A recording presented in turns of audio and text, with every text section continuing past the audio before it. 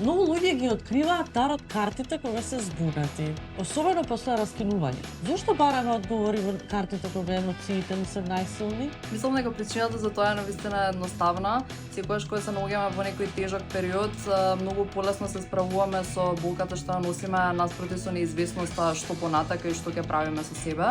Така што тарот картите го нудат баш вистинското решение во тој момент, затоа што ни нудат една јасна реалистична слика на тоа што го поминуваме, ни помагаат, ни даваат јасни совети како да се справиме со работите кои што ги осеќаме и во поголемата слика како повторно добиеме нова надеж и некое ново гледиште за нашиот живот понатака. Океј, што правиш ти таму моментално?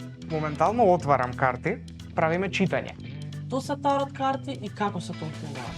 Таротот е систем од 78 карти кои преку различни илустрации ги опишуваат нашите животни искуства и емоции.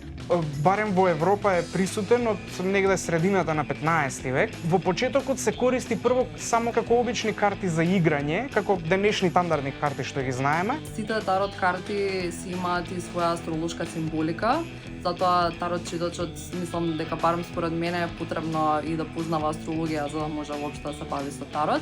Некои 150 до 200 години после тоа, одредени француски алхемичари почнуваат да ги користат картите за предвидување иднина, за предвидување настани, фама да речам околу таротот како дивинациска алатка или како алатка за гледање во иднината или гледање во некое скриено знаење за светот и животот на луѓето. Самото толкување на картите не зависи толку ни од поединечното значење на секоја една карта што ќе излезе сама по себе, ниту пак од целокупното знаење за што значат сите тие символи и како се астролошки поврзани. Доаѓа на сцена и интуицијата на читачот, како интуитивностите тие символи ја прават вистинската порака. Едно од најчестите прашања сигурно е дали ќе ми се врати бившиот или бившата.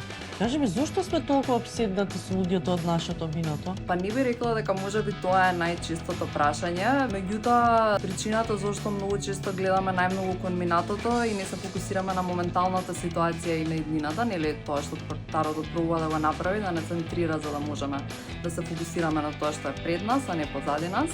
Е затоа што често се работи можеби за некои незавршени приказни кои што не можеме целосно да ги пуштиме од нашиот живот. Искуствата кои ги доживуваме со луѓето од нашето минато, често знаеме сликата за себе да ја градиме на база на тие искуства. И сега во сегашноста се соочуваме со нови искуства кои од нас бараат нов пристап на работите, нов начин на размислување и на решавање. Тие пусти страф и паника не тераат да избегаме кон нешто што веќе ни е сигурно и проверено и затоа гледаме да бегаме кон минатите искуства. А дали тарот картите на вистина предвидуваат иднината или повеќе се тука за да ни дадат насока во која треба да се движиме? Таротот не ја предвидува иднината, ја нема таа способност. Дефинитивно секој до некаде си ја прави својата иднина. Сега го тука имаме некој судбински дел од кој што не може да избегаме. Меѓутоа, пред се, мислам дека е многу битно сите, поготово кои што се бавиме со било која духовна пракса, да следиме некоја етика. Таротот е повеќе интроспективна алатка и ни открива какви се моментално нашите мисли и чувства. Ни дава еден од мал милион начини на кои од одреден проблем или мисла што не мачи во моментот можеме да ја разрешиме. Ни помага ние да се видиме какви сме сега. Тарот картите се пред се тука да ни дадат една јасна насока и совет што да правиме понатака. Дефинитивно не се тука за да ни ја представа таа фиксна иднина, затоа што сепак нашата иднина зависи од повеќе работи, колку си ги слушаме инстинктите, какви одлуки правиме, дали се водиме повеќе со срцето или со разумот. Кој е најчудното, најсмешното или најнеочекуваното прашање што некој ви го поставил за време на тарот читање? Еден млад човек кој поставуваше прашања за негова поранешна девојка и само во еден момент човеков ме праша, вика: а дали можеш да видиш, да ми кажеш како јас да ја расипам на нејзе сегашната врска за таа да ми се врати мене?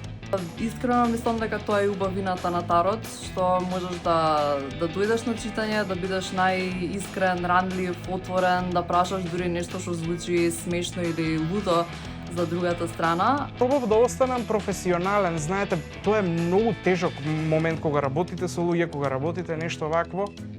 одма прво одите кон себе и сваќате дека вие никогаш не би направиле нешто такво и мислите и чувствата внатре ви се, окей, кажи му сега дека не треба така да прави. Секој кој што доаѓа на тарот читање треба да се осеќа целосно комотно и да си е искрен и да има доверба во тарот читачот кој што си го избрал. Денес сите зборуваат за интуиција, манифестирање и чување на енергијата. Дали ова е вистинска духовна промена кај луѓето или само тренд социјалните мрежи? За жал, сметам дека барем на интернет, на социјални медиуми, имаме малку хиперпродукција од такви пораки за позитивност, за позитивна енергија и дури, знаете, обичните луѓе кога ги гледаат овие работи го сваќаат тоа како обврска, дека јас морам да се осеќам позитивно без оглед на се. Не е.